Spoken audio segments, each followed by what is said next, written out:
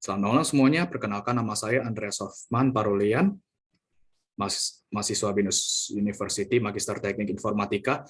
Dalam hari ini saya diberikan kesempatan untuk mempresentasikan ETL. Untuk memulainya, kita langsung ke SSMS.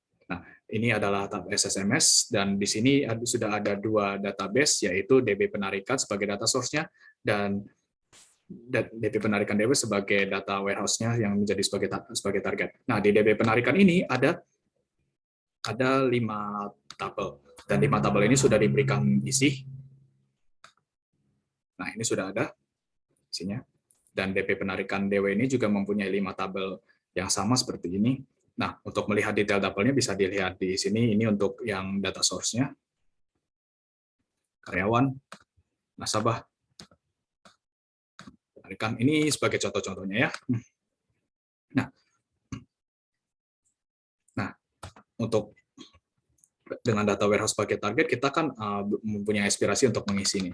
Ini sebagai salah satu contohnya. Ini DBOD nasabah, ada di DB penarikan DW. Kita mulai, ini basisnya. Nah, ini tidak ada. Nah, pertanyaannya adalah bagaimana untuk mengubah dari tidak ada menjadi ada pada tabel ini? Kita makanya bergerak ke Visual Studio.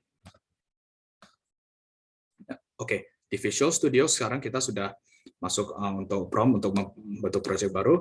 Nah, untuk membuat proses ETL pada Visual Studio, kita membentuk project yang disebut dengan Integration Services Project. Kita akan memberikan penamaan yang ini ETL, penarikan, seterusnya create. Nah, kita sudah memasuki menu utama pada integration project ini. Nah, ini untuk menyambungkan ke database-nya ini, kita membutuhkan connection manager, new OLEDB connection. Nah, kita memberikan new. Nah, ini ada server name. Kita server name-nya ini ada di SSMS, sehingga kita harus memindahkan terlebih dahulu. Server name-nya ada di sini, di register server name. Seterusnya, kembali lagi ke Visual Studio. Server name, enter data. Dengan data server name-nya sudah ada, kita punya database-nya, DB penarikan. Selanjutnya kita perlu mengambil baru lagi pada server yang sama, yakni DB penarikan DW sebagai targetnya. Kita membutuhkan dua-duanya untuk supaya bisa tersambung. Nah, kita memasukkan toolbox-nya ini flow test. Flow test-nya. Nah, dengan data flow test yang sudah ada, mari kita mulai memasukkan data flow-nya. Nah, dengan data flow yang sudah ada, kita ingin mengirimkan data yang berasal dari DB penarikan ke penarikan DW. Bagaimana caranya? Kita memulai dari other sources terlebih dahulu. Mulai dari OLEDB source.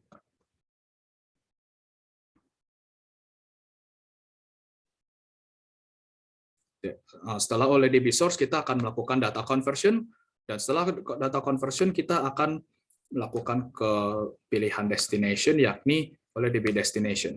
Nah, tujuannya ini adalah dari DB penarikan DW, dari DB penarikan ke DB penarikan DW, jadi kita harus menarik panah biru untuk membuka jika seandainya ada sesuatu yang benar.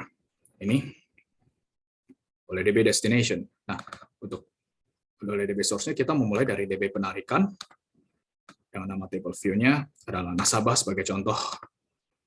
Sebelumnya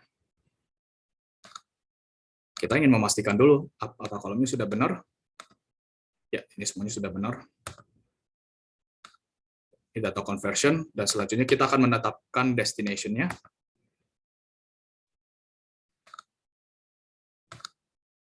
Oke.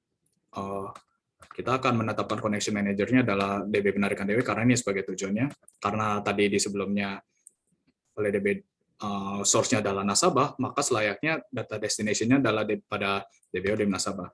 Untuk mengecek mapping yang sudah ada,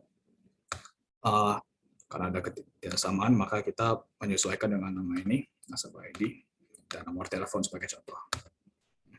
Nah, dengan data proses detailnya sudah berjalan, mari kita jalankan.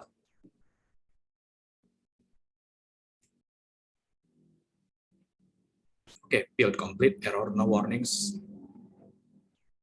3 row sudah berhasil ditransfer ke DB penarikan DW, jadi selanjutnya kita melihat ke SSMS. Nah, kita akan melihat. Nah, benar. Ini dari tidak ada menjadi ada dengan 3 kode nasabah, dan ini membuktikan bahwa proses ETL berhasil dilakukan. Ini bisa diulangi untuk tabel-tabel serupa. Dengan beginilah presentasi tentang ETL. Mohon maaf jika ada kesalahan. Atas segala perhatiannya, saya mengucapkan banyak terima kasih.